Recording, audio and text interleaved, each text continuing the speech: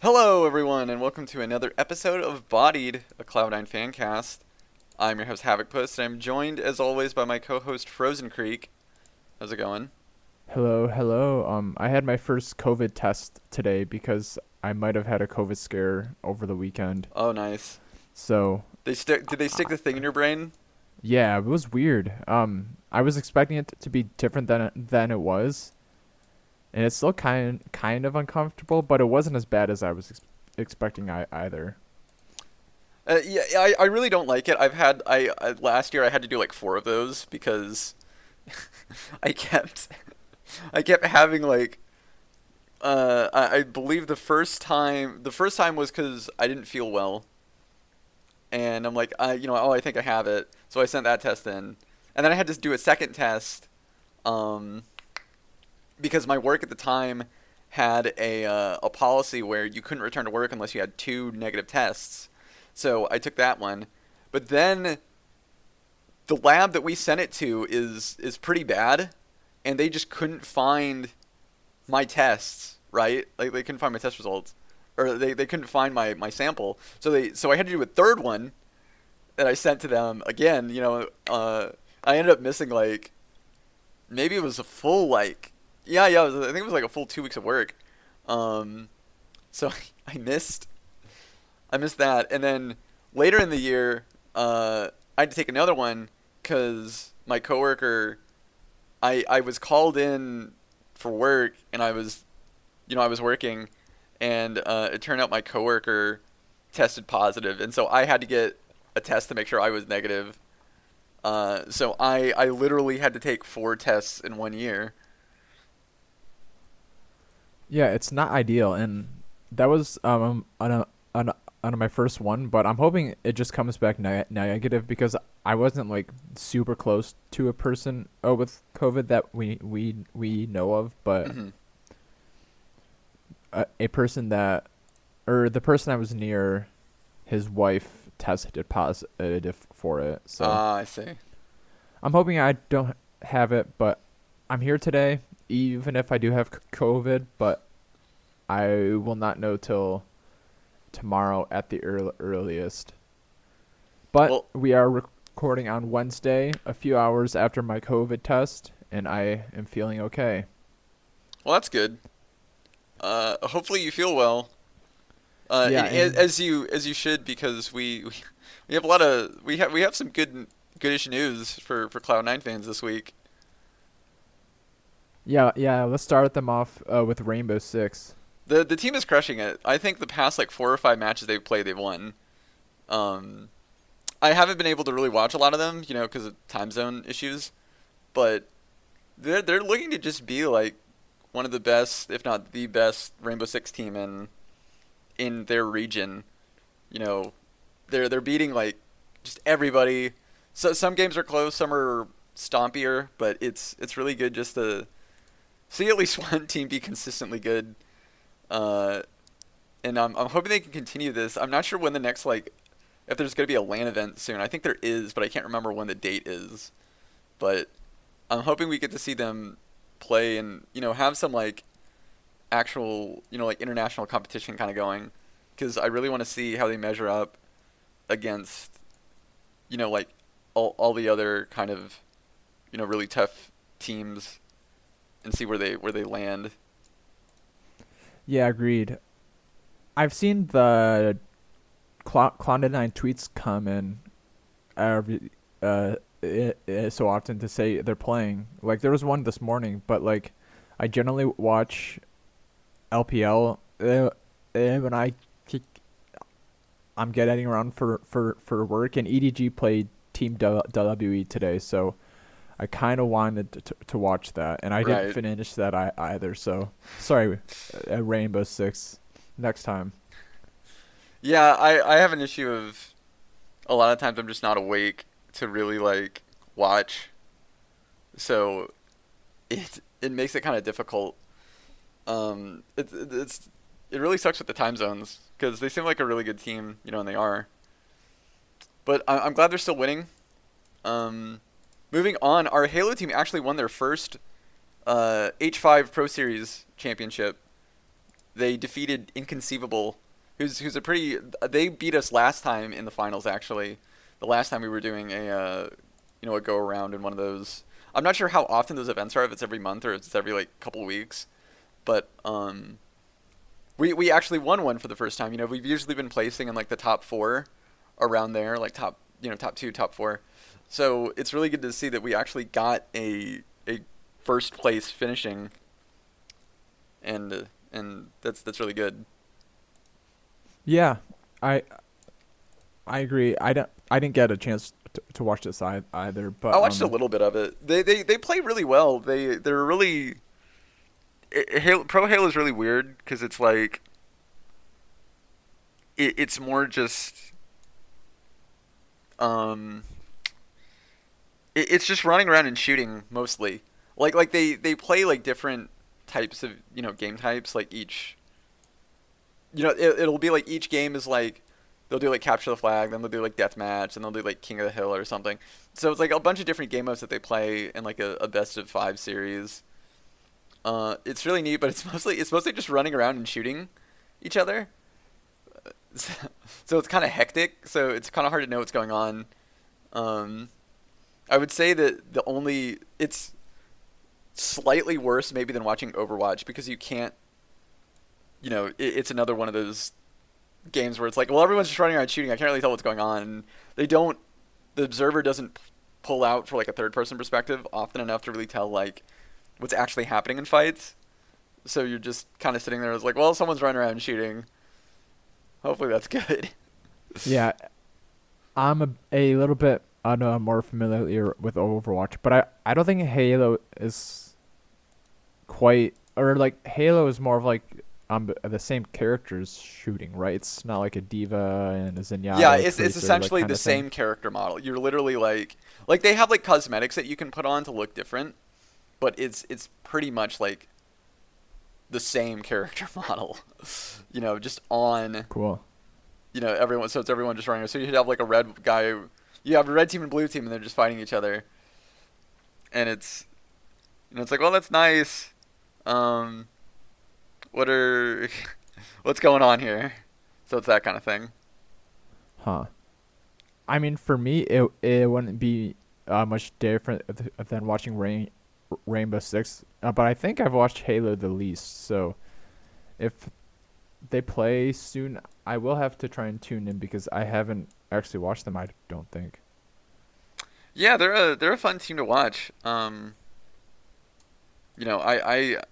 really like them, especially if you can kind of get into actually what's kind of going on. So stay in tune for more for Halo things. Yeah, I never had an Xbox, so I never really played it. I see. Well, moving on, we can say some positive things about Counter-Strike for once, Frozen. After weeks of just lambasting them for, just generally underperforming and not really meeting up to the expectations that was kind of set from them when this roster formed, we actually got some dubs. We got some wins. We beat Team 1. We were in the ESL Pro League group stage. We lost the first 2 games. We played Team 1. We lost to who, Navi? We lost to Navi and Gambit. Yeah, I watched Navi game, and the Navi game was tragic. That's pretty good. It really angered me. But that was like the first game of their turnaround though, because their first map, I think it was Overpass, which they lost. They should have won that map, but they looked really good on T side.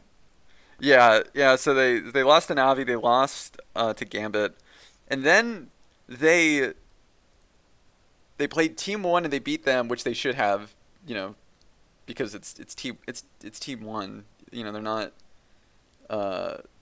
really the powerhouse of Counter-Strike. And then they played against Furia, which is the bigger match. They beat them. They handily beat them. They even beat them on Nuke like 16-1, which is really impressive. Some people were saying that Furia was kind of throwing I'm not sure how big that is in the competitive Counter-Strike scene in these type of tournaments if you're going against a weak opponent, and if you can kind of game seeding and how the group stage kind of pans out by doing that. I'm not sure like to what extent, teams go, and if they actually do that. Um, I would have to imagine if they got caught that they'd get banned from that tournament, though. yeah, I'm not sure. I'm not sure how like much that's frowned upon and how much that is like a known thing that just everybody does. Um, so I can't say for sure, but I will say that this was a really good win. And how they looked like they played, like this is the level of play that we expected them to come in with, right? Like when this whole new roster started, we were expecting like, look, they're going to be able to compete with these guys that are at like Furious level. They're going to be able to go toe to toe with them. They're going to be able to do all that sort of stuff. And they finally played like that team, and they finally were able to kind of look like how this type of team should function. Yeah, I'm looking at the post match thread now, and it means it gives us a better chance of advancing to playoffs too. So hopefully more matches for Cloud9, because I don't think they played today, but they would play tomorrow. Yeah, I think how it works is I think if we win our match, I think it may go to like a weird three-way tie, depending on how like other teams lose. Um, it could go to like a weird three-way tie, and we have to do like a tiebreaker, due to like all the weird clunky head-to-head stuff. Uh, but I'm really excited to see if they can keep this form, and if the Furia thing wasn't like kind of a lucky, just like a lucky win. Because if we're able to beat whoever we play next and get into the bracket stage, I think it will do wonders. I think just for the team confidence, as well as the overall trajectory of this team. Instead of looking at, okay, well, who do we have to replace next, we can look at, okay, we finally have something here. We figured out something that works. How can we build off of this to ensure that we're being more successful in the future? Yeah, apparently they do play today, so I lied about that, and this You will be up liar. a little bit after that. But yeah, um, I I I feel like the Navi game was kind of like a turnaround game. Like that was the first time that they kind of started to look like a team that we expected them coming into like a year ago. Yeah. So I'm happy to see the Furia results, but I'm hoping that we can see them carry this momentum through today and out of the group stages. Yeah, hopefully so. We'll tune in. We're really excited. Hopefully, hopefully we get good news. Um, I do have some quick Valorant news. It's mostly that both of our teams qualified for separate events. C9 Blue qualified for the Nerd Street Gamers monthly event. I'm not sure when it's gonna happen. I can look really quick. I think it might be probably next month in April. That would make sense. Did you watch in any of the games? Well, the games weren't streamed. Of course. But it seems like the team is functioning at least pretty well. They are playing against like lesser kind of opponents, but it seems like this team, now that Poise is playing, it seems like we're shuffling around trying to figure out like agent pools and like how best to utilize things. With Poise being a duelist, he can maybe allow Mitch to play more of the Sentinel role, which Mitch I think was really good at, and that's what he was originally on the team for. He was always playing like Cypher or Killjoy or something like that. So that's really good. Zeta can probably then flex off into playing like Breach. Leaf can maybe also flex into duelists, because he plays like Reyna a little bit. His agent pool's kind of weird, but oh, okay. So this Nerd Street event is at the end of this month. It's actually next or this weekend. It's the 27th. Yeah, this weekend, the Yeah, this 27th through the weekend. 28th. Okay, Cool. so stay tuned for that, so you can see the team in action. C9 White also beat TSM's women's team to qualify for the Game Hell yeah. Changers event. You love to see it. You love to see it. Our women's team is actually nuts. Like when they're able to play within the scope of their actual skill level, um, they usually play really really well. You know, not to say that they're bad. You know that I hate to say that because I feel like it implies that they're not good. They're a really good team. I think it's mostly just I think with a lot of teams, especially with women's teams, there may just be like a skill ceiling because I think with male oriented rosters, there's just like maybe a higher skill level, and they also just get more opportunities, I think, to grow. Um, Yeah, more funding, and more opportunities to play like pro, yeah, CS:GO and Overwatch. yeah, And but with the women's teams, they're having to go up against like just such a larger talent pool. You can definitely see like a disparity between those teams, but when they play within like their skill level, like whenever they're playing like like just the like the rinky dink like pug teams, they beat them. And it seems like when they're playing these women's teams that are now like cropping up because it seems like Riot's really like having this like drive to make this push where it's like, look, we want like a women's scene as well. We want to really be able to to make that push to have more women in gaming. losing you a little bit. Yeah. So, um, I'm really glad that they're at least doing well. And if this women's scene like becomes its own separate thing and they're just playing against other women's teams, I think they'll probably be like the best, if not one of the best, coming out of the gate. I feel like that the women's team, I that they're better than most of the other women's teams, if not all of them, and that they're like in like this weird zone where that they're not quite like good enough to make the major men's events, Yeah. but they're just like a tier two below. And now that they got Katie, like I'm hoping that they can start to pull out some better stuff. All right. Well, all good points, but let's move on to the League of Legends stuff. We have a little bit.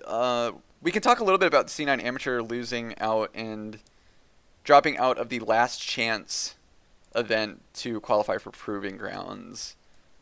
Yeah, they did get kind of a tough drawing CLG Academy first, which has RJS, who played on the LCS stage this year, and Griffin was subbed out, also known as Wakely.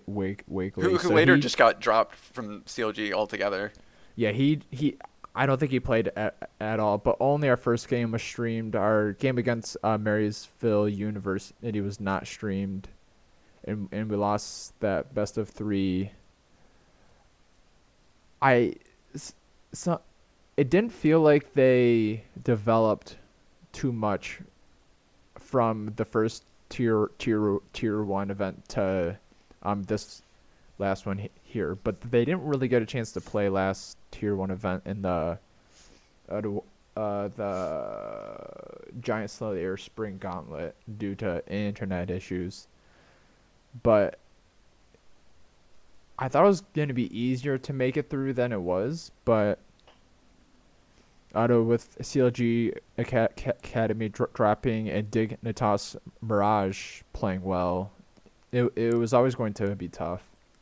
Yeah, I think that one of their biggest issues is they seem to just not be super coordinated. Like they'll go for an aggressive play, and sometimes it's just too aggressive, and then they'll just all die, and then it'll be like, well, that's that's kind of how it goes, and then they lose a match. Uh, I'm really curious to see how they're going to develop and kind of try to progress through, this kind of like slumping stage and if they're going to, be able to improve at all. Um, I can only imagine how tough it is being like, because they're like the amateur, squad. This isn't anyone who's, just insanely, big on talent. This is really young and upcoming players that have the potential, but need a lot more work. And I can only imagine how tough it is for Cloud9 to really develop these players, especially when you also have an academy team they haven't played in like a month, and they're probably just waiting for all these other qualifier events to wrap up so they can actually, play in this proving grounds event, that, which starts this weekend. Yeah, which starts this weekend, so they haven't played for like a solid month, so you're probably trying to make sure that they're still warm and they haven't lost a step. You also have your LCS team, which is their main focus, and you're probably putting all of your league department's resources to ensuring that they're ready for playoffs and can compete, in this, best of 5, tournament. So I can only imagine how tough it must be just to, be a player on this roster, wanting to improve, but finding difficulties for probably a number of reasons. And hopefully they can work it out. I'm not sure like exactly what the team needs to do, because they're probably all really young players, and they still need like a lot of coaching and a lot of time to like develop. And it's probably really hard for them to ask like, look, you have to play better. And it's just like, I've never been on a pro team before. I don't know what you want me to do. Yeah, and what I saw was like good. Like they played well, they fought well, they did a lot of things well together. They just weren't very good at generating gold in general. Mm-hmm. Against CLG Academy, they would like take these fights, and then like you look up and all of a sudden it's like an even game turned into like a 4K gold deficit at like 16 minutes. Mm-hmm. So it was weird. And actually I was just looking, and it looks like Solified dropped out of. I think they disbanded. I saw that they disbanded. I think. Yeah, I totally missed that. That was Zazel Dokla Tuesday team. So they're taking a third team from the nursery gamers event, which sucks that we got drawn into such a tough group, because I feel like if we can maybe get to the playoffs, we might have been able to advance. But yeah, we got drawn into a group with Maryville University, CLG Academy, and Dignitas out of Mirage. So it was always going to be tough. Yeah. Hopefully the team is at least prepared. I think the biggest issue, is just them not being able to really play for like a month. I'm not sure what kind of practice they're getting, if they're scrimming other teams or they're trying to, conceal strats, so they're not really scrimming and they're only scrimming internally with the amateur and the LCS team. Hopefully the team does well. I'm really curious to see, especially since a lot has changed since they last played. Jungle is not as strong individually anymore. And, they've continually made item changes.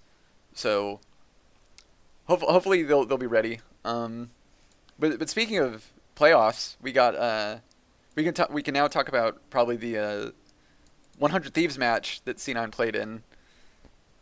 I think I called a 3-0, right? I believe you did. I think you did. Yeah, 100 Thieves really didn't look all that hot.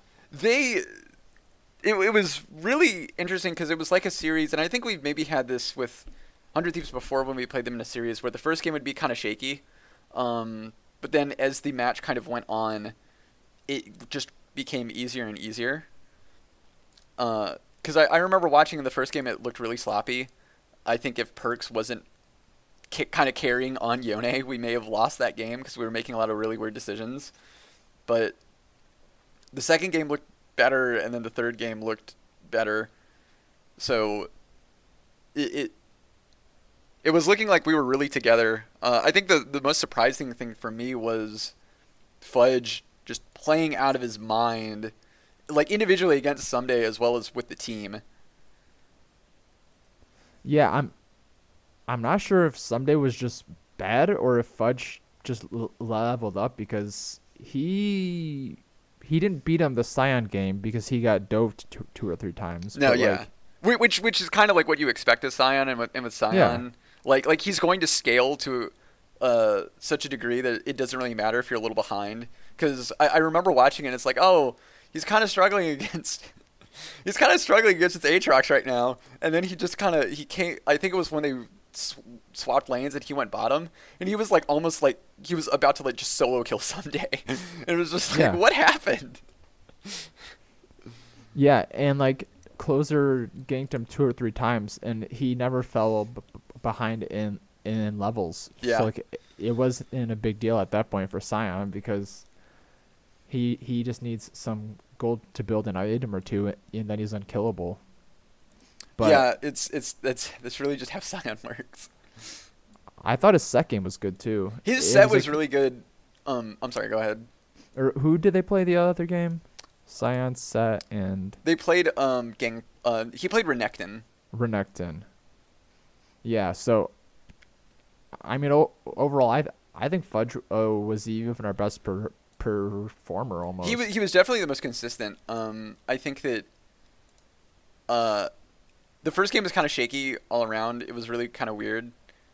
We were just like not making too terribly good decisions sometimes, and Blabber like not being able to secure Baron was kind of frustrating, especially with like Yeah, with especially with like in like game two. I think he lost a similar smite fight. It was just a thing of like, how are you like losing these smite fights, especially when it's like we're so far ahead currently. You know, why are we? Why did you lose this smite fight? And part of it just seems like the team still isn't 100% linked up on the same page when it comes to Barons.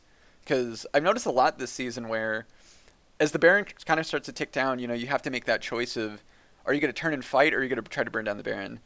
And it seems like half the team wants to rotate off and, go for the fight, since you have like a numbers advantage or you have a gold lead, while the remainder wants to kind of leave and stay at Baron and just try to get the objective.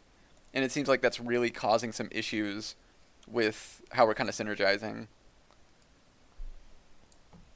yeah, and overall, like I I don't think that there were a lot of huge negatives to take from him. Like even the Barons, like those are unforced errors, but they're also like learning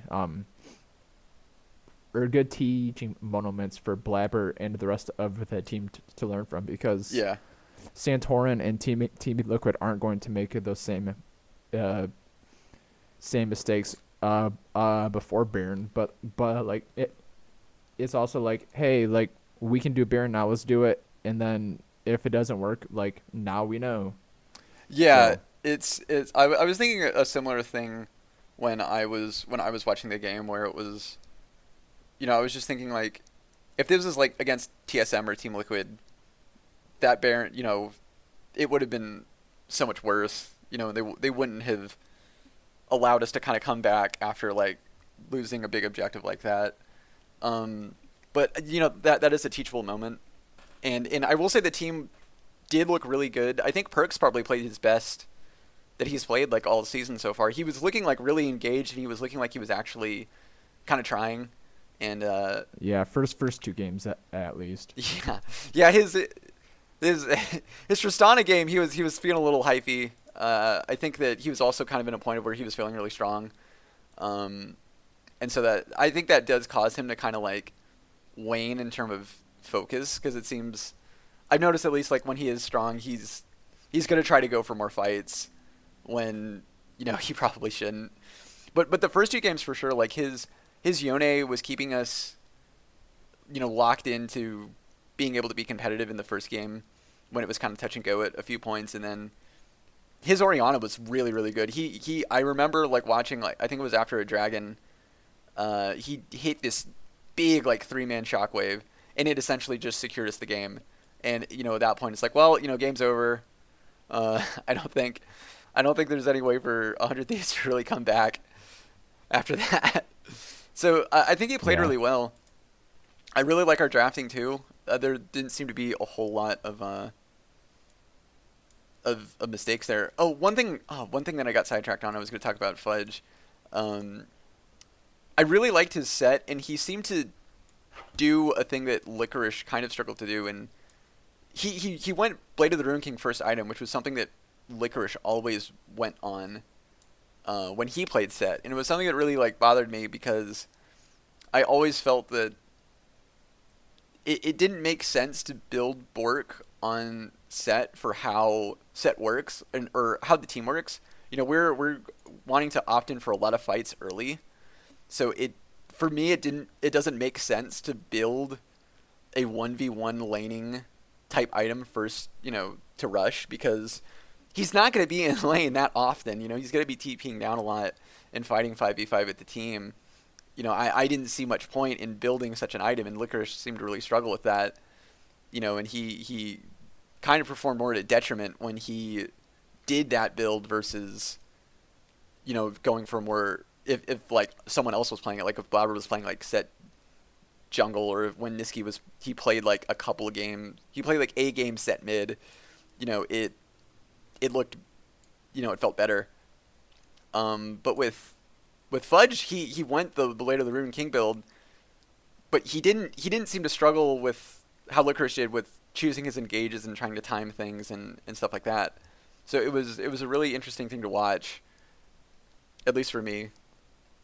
Yeah, I felt like he played it a lot better into that Cho'Gath, and I think part of the reason for it might have been like they expected to do a more split push comp, and they might have just gone so far ahead that it just didn't really matter all that much. That makes sense with how we drafted. With Tristana, you can rush towers and you can clear waves and rush towers down really, really easily.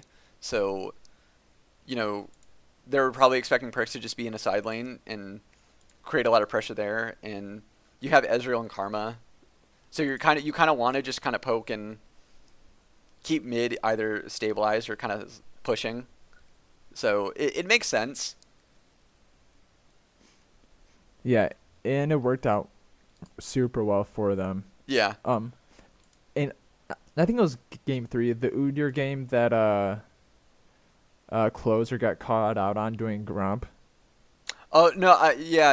It was. I think it was game 3. Yeah, it was game 3. He was playing, or it might have been game 2. He played. Oh, Udyr. okay. I think it might. No, it was game 2 because Blabber was just like, he constantly was taking every single camp from Closer's jungle, and he was also taking camps from his own jungle. So Closer just had like absolutely no farm.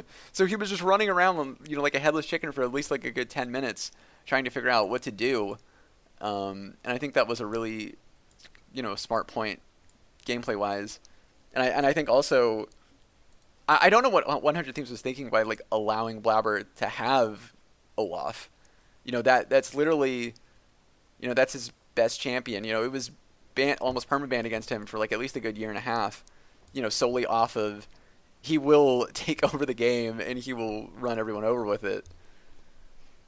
Yeah, and I don't feel like it was a great Olaf game either, but like, it wasn't as good as some of his other ones where he was just getting kills left and right.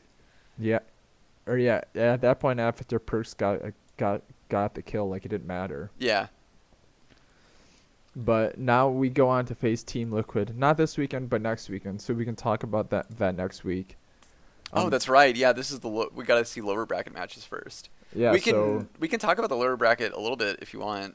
Yeah, so Saturday is Eva Geniuses versus TSM, and Sunday is Dig versus 100 Thieves. But the betting lines right now favor 100 Thieves for that game, which is a bit bizarre to me.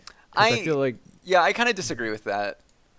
Yeah, if I could bet on esports in Michigan. I'd bet on Dig here because I feel like they're, even if it's a toss up, the bet adding odds were favored towards 100 Thieves by quite a bit. So Yeah, I think I'd have to put my money on Dig. I think that Dig is just, they seem to be the stronger, more stable squad. I think what's going on right now in the 100 Thieves camp is it seems like they just don't really have like kind of an identity, and they're trying to figure out, you know, they're trying to like do two things at once, where it's like they're trying to course correct their poor performance after the lock-in tournament where they were crushing everyone and looking like one of the best teams, and they're also trying to probably figure out, you know, fix their issues, as well as like figure out how to improve and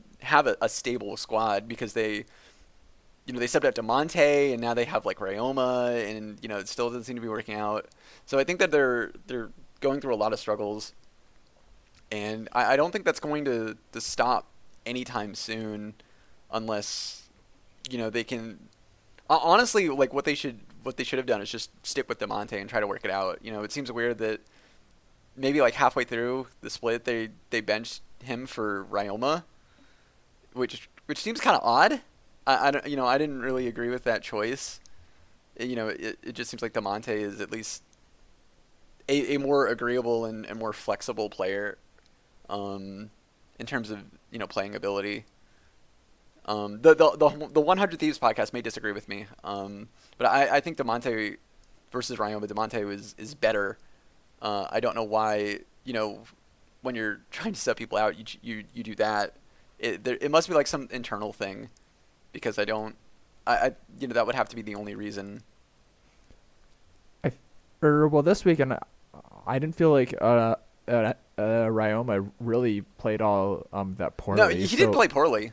I don't think it would have mattered that much if Demonte was in, but yeah, like going back to the Switch a little bit, like it seemed like 100 Thieves wanted to take that gung ho style, like push mid, running around as a goon squad with jungle, and just win game, and then they kind of just abandoned it. Like there were champions you could still pick, like Rumble, Rise, Karma, Twisted Fate is still pickable. Like it's not like you have to just pick Azir and Oriana, and like just the fact that coaching or management or whomever was like oh yeah, control mages now, like let's just put in the Ryoma. Like it was just a weird thing to do, I think. Yeah. Well, it'll be really interesting to see if they can bounce back, if not in the playoffs, if for the second half of the year, after, you know, MSI, and, you know, going into the summer. You know, because that's kind of where a lot of teams really start to kind of course correct to be able to try to qualify for Worlds, because that's the big, you know, competition point. Looking at the other match, Evil Geniuses versus TSM, I think that's going to be a really banger of a match.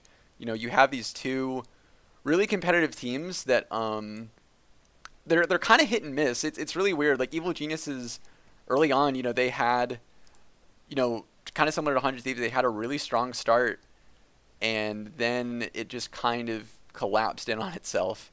And you know, kind of similarly, or I guess the opposite, TSM was actually having a really rough, you know, early start, but then things turned around, and then they were playing a lot better.